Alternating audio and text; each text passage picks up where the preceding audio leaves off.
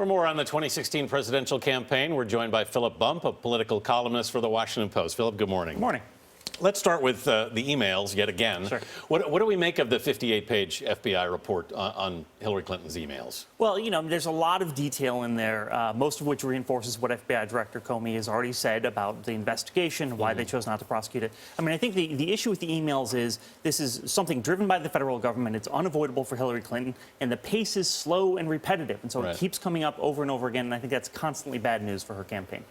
We mentioned that Donald Trump today will have a speech in front of the black congregation. You look at the numbers right now. 63% of Americans have an unfavorable view of him, and 44% think he's a racist. So will he be able to court these voters? It's a great question. I mean, you know, there are a lot of fascinating details. It's an odd question to have to ask about a presidential candidate. But even 7% of Donald Trump's own supporters say that they think that he's a racist. It's a weird position to be in, and he's shown no ability to actually gain ground with that community in polling. Wait a minute. You said 7% of his own voters think he's... Oh, that's an interesting... Right. Yeah. I mean, you know, again, you don't normally ask this question about whether or not a presidential candidate is a racist, but that was asked and that was the response, which I think suggests to some extent, at least, the unpopularity of Hillary Clinton as well, that people would rather vote for someone who they themselves think is racist than for Hillary Clinton. In at least some speeches recently, we've seen a Trump of more moderate tone. Who's the intended audience there? Right. Well, I think part of his general outreach to the African-American community and to the Hispanic community is focused actually on white moderate Republicans who are some of the folks that think he is racist or thinks he has a problem with sexism. Those folks, he's trying to demonstrate, no, I can be a more traditional Republican candidate. I don't know. I mean, I think if you'd asked me after his trip to Mexico if he was striking a more moderate tone, I would have said yes, generally speaking. Then he had several hours later that speech in Phoenix, not moderate at all. So I'm not sure actually where he is in terms of his positioning. You wrote about some of the additional staffing for the Democrats. 392 staff, 98 new offices nationwide. For the Republicans, yeah. Oh, okay, for the Republicans. Excuse me. Is this part of the get out the vote?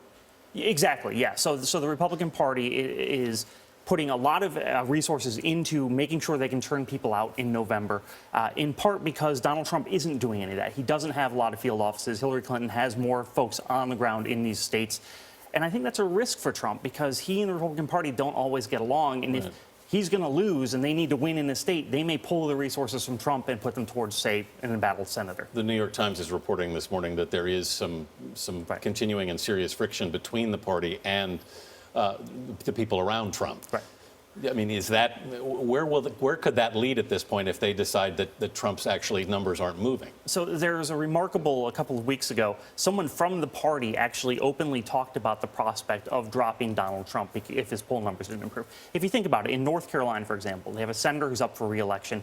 If they need to turn out folks for that senator who are bad for Trump, they're going to turn out folks for that senator if they know that Trump is going to lose nationally. That's a bad spot for Trump to be in. Big picture, who right now to you is doing the best? Well, I mean, Donald Trump's key thing is he needs to do better than Mitt Romney did in 2012. Right now, he's behind in all 10 of the closest states from 2012. There's no state it looks like that he's going to pick up from 2012. And Hillary Clinton's making inroads in states like Arizona and Georgia. It's a bad scene for Donald Trump. Philip, thank you so much. Thank you. Tomorrow morning on Face the Nation here on CBS, John Dickerson's guests will include Republican Governor Chris Christie of New Jersey and Senator Jeff Flake, Republican of Arizona.